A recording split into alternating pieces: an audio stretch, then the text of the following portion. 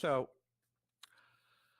I'd like to welcome all of you to the Bernard Alvarez webcast. Today we are going to be offering part 2 of my series, Balancing the Magical Elements. We're moving on to the element of water. And last week we started with the densest of all the elements, Earth. And in the remainder of the series, we've got 3 weeks, including today. You're going to notice that we're going to be progressing to the elements that are increasingly subtle. So we'll be moving along through that. I believe next week is fire, and then, of course, the last one will be air, which is very subtle. But I wanted to start today's talk on the water element and balancing the water element by covering some of the common associations that we have with that particular element. So, as you know from reading books and everything else that we've been taught about water, the most common things we know about water is the color blue. We associate blue with the element. We also associate emotions, intuition. We associate, within the tarot world, we associate the symbol of cups, being representative of emotion, and of course, cups holding water. We consider the water element to be, let's say, of the feminine aspect. It is more intuitive and cyclical and more passive, but yet very powerful. And we're going to go more into what I mean by that and throughout today's talk. The elementals that are associated with the frequency, and I'm going to start using the word frequency for the rest of today's talk, the frequency of water, the elementals that live within that realm that we consider to be associated with water are, of course, mermaids, undines, water sylphs, and the like. Now, the water frequency is, like I said, the frequency is associated with emotion. It's also associated with communication, and we'll go into that a little bit more, and of course, cleansing. When we apply the cleansing aspect of water to ourselves, it's about cleansing through release. There are many powers associated with the water element. It has the ability to move around blockages and create new pathways for energy to travel, as well as water to travel on our planet Earth, on the solid form of the element of Earth. It also stimulates nurturing and intuition within us. So when we're aligning with the water element, we can stimulate our own nurturing abilities and our own intuitive abilities. Now, when I talk about utilizing water as communication, we're talking about expressing emotional energy. Those energies can be released in a healthy and productive way versus bottling them all up. And this will stimulate rejuvenation and emotion physically. Our hearts are where this particular energy and frequency is felt. If we had to choose a part of our body where we sense the water frequency, it is usually within the heart. But we're going to go deeper into aspects of water within us in just a little bit here. Water encourages adaptability and strength by teaching us to follow the path of least resistance, to go with the flow. Cliche intended, the cliche of flowing with the current, riding the wave of the water frequency. So what happens when we are not in balance, or the water element within us and, let's say, even around us is out of balance? Well, you can imagine and guess, I'm sure, that we have emotional highs, then very deep, depressing lows.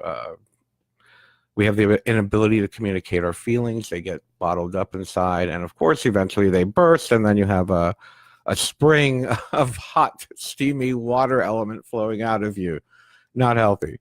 For those of us who talk excessively of problems and are unable to take action to change our way of thinking or a way of living, that usually means that the water element is out of balance within you. within us. People who manipulate others with words is another example of water out of balance. The inability to cope with stress, neediness, and avoidance of quiet introspection. We see a lot of that in today's world, whereas you'll notice that there always has to be noise in certain people's environments, whether it be a radio, whether it be television, whether it be talking, whatever it is. A lot of people have a very difficult time being alone with their own thoughts. That is a good symptom of the water element not being in balance within. When we're feeling disconnected, when we have fear of intimacy, when we're unable to nurture others or experience compassion, that is a sign of the imbalance of the water element. We see a lot of that in today's world. I can go into the whole dynamic of masculine, feminine balance within the world, but I think you kind of get what we're seeing and what I'm saying here. When we're in balance with the water element, we are able to honestly experience and release emotions. We don't try to stifle emotions. I always talk about it. You're never going to find balance in your life if you try to deny your emotions, if you try to deny an uncomfortable, unpleasant emotion. We have to express it. We can't. We are a vehicle, a spirit in a meat suit. I posted something earlier about the fifth element, the meat popsicle. We are spirits having a human experience. We are in a human body and in human form. And in order for us to live in balance, we must be able to move through emotional upheavals. I know it's uncomfortable, but we get over it. We live. You will live, no matter how uncomfortable it can get.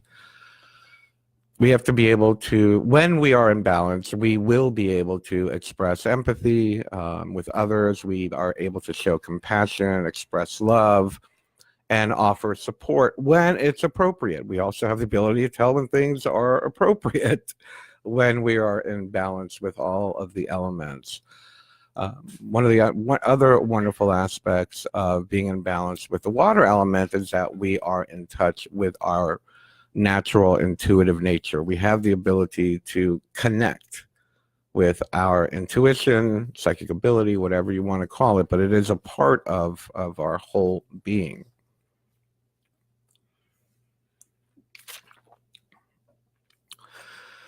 So what I'd like us to do now is I'm going to do what I did last week and kind of invite you to sense the water element with me. So you don't need to close your eyes if you don't want to, but just kind of follow along and use your imagination to call to mind the water element that is within our body. So water is liquid. Starting with these manifestations within our body, we can directly experience. We feel saliva in our mouth. We feel mucus if we're congested. Feel the pulse of your blood moving through your body.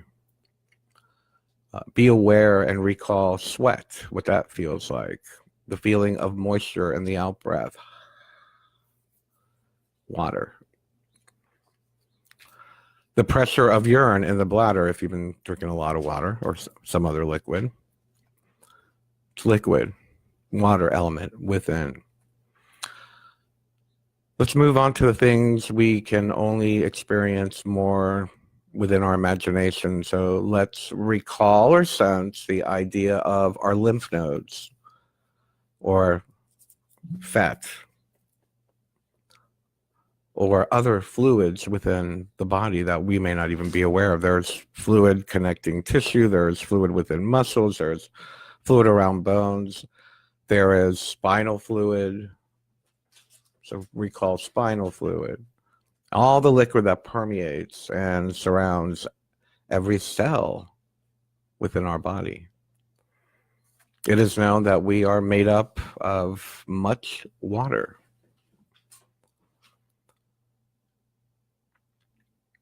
And now let's move on after sensing, get a grasp of the water within your body, be reawakened or be made aware of again of all the liquid and water moving through your body.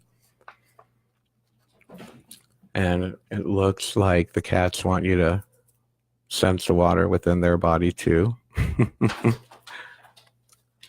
It's very funny. They always seem to know when I'm talking to you all. They get very active.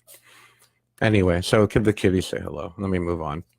Let's move on to contemplate water element outside of ourselves.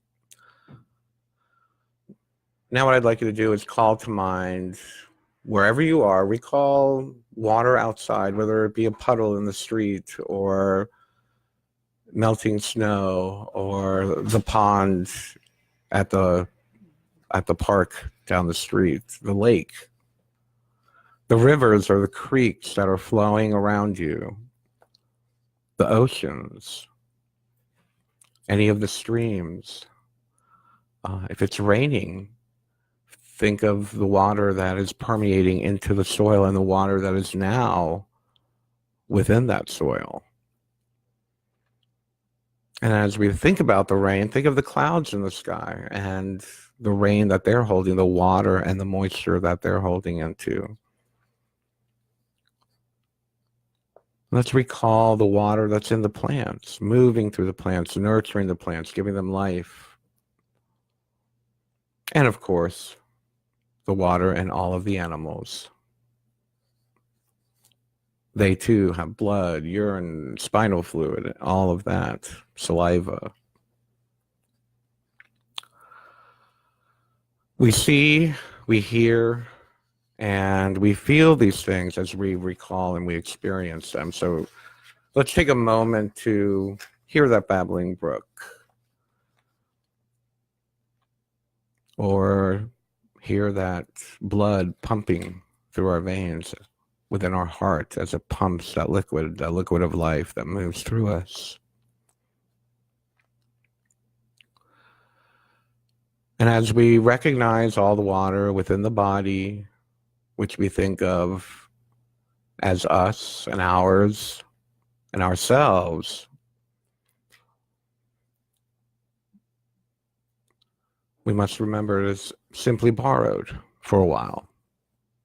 Just like the earth element, it's borrowed for a while from the outside world, and it's quite literally flowing through us. Think about it. The water goes in, the water goes out, whether it's through urine or through sweat or through spit.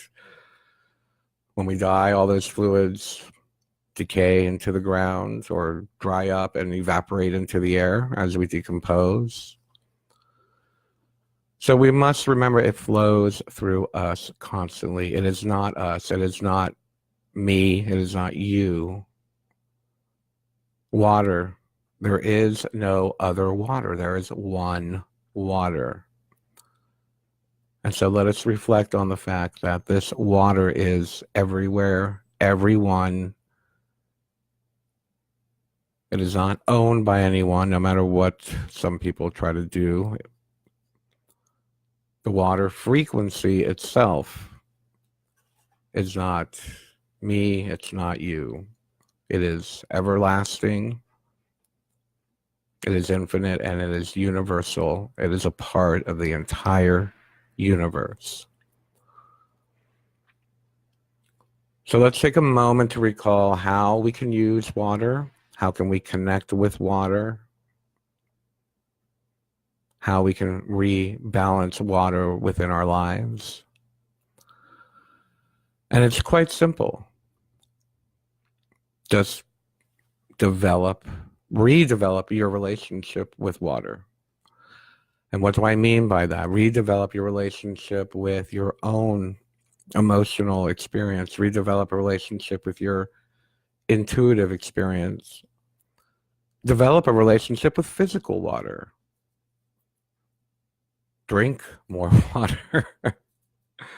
Drink more water. Bless the water that you drink. It's quite easy to take a cup of water, put your hands around it, and ask the universe to cleanse it and to bless it. You don't have to be a priest. You don't have to be a high priest. You don't have to be a shaman. You can bless your own water just by intending it and drink your own blessed water. Become mindful when water is moving through you, whether you're using the lavatory or you're sweating or you're spitting, be aware of the water that's moving through you. Be mindful of water. If you'd like to do a meditation on your off time to redevelop a relationship with water, by all means, just visualize yourself covered in blue light. Feel the frequency of water, the blue light of intuition, of the cycles of life, of the cyclical nature of life. Flexible, the flow, ever flowing. And just connect with that vibration. Connect with the vibration of flow, of life. Water is life, as we all know. With strong yet flexible. And allow yourself to be encompassed by a light of blue for a few moments throughout your day. And become mindful, aware, and enjoy your water. Now, some of the other ways that you can connect and rebalance the water element, and this is from an emotional point of view, is to speak your truth. That emotion that has been caught up within you, within that heart that's been blocked by your locked up heart chakra, or by fear or insecurity. Insecurity is a wonderful example of the imbalanced water element. Allow the courage to allow those words to come from your heart, up through your throat, and into the world. Speak your emotion with compassion, not with hatred, not with blaming. It's your emotion. You own it. But speak your truth. Knowing what we speak, we create. So be aware of that. And don't deny yourself the ability or the need to cry. Masculine, feminine, butch, not butch, whatever it is, crying is extremely helpful in balancing the water emotion. Not only are you experiencing water, but you're releasing emotional toxins that have been built up within you. One of the great examples for me of a good cry was when I had my first degree Reiki attunement. And someone warned me that beware of the attunement, because what happens is the Reiki 1 attunement happens to be a very detoxifying attunement. And they're like, and it's different for other people. Some people laugh, some people get angry, some people cry, some people feel nothing. And for me, 4 hours after my first attunement, I just started bawling and crying and crying and crying. I could not stop crying probably for 2 or 3 hours, and there was no reason for it. Well, other than the attunement. But talk about detoxifying. That is a great example for me in my experience of how water does detoxify and bring balance back into our life. Another way you can do it, if you'd like, just again to develop a relationship with water, is just light a blue candle on your altar and kind of meditate on the qualities of water. Get to know water. Evoke the element of water within you. And just know that it is a part of the whole picture of earth, air, fire, water, and spirit. We'll be covering all of them. So with that said, I want to close today's talk on this. Next week, we are going to continue, I believe, with the element of fire.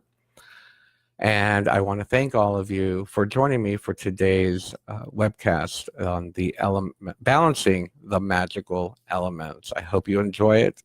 I hope you watch it again if you need to, and apply some of this into your own daily waking consciousness and into your path, your spiritual path. I love you. I'll see you next week. Oh, next week we have a guest coming on. First guest of the Bernard Alvarez broadcast, and I'll share more on that on the Facebook page. We are going to have an event page put up probably tomorrow. Very interesting story. Anyway, I love you. I'll talk to you soon. Bye bye.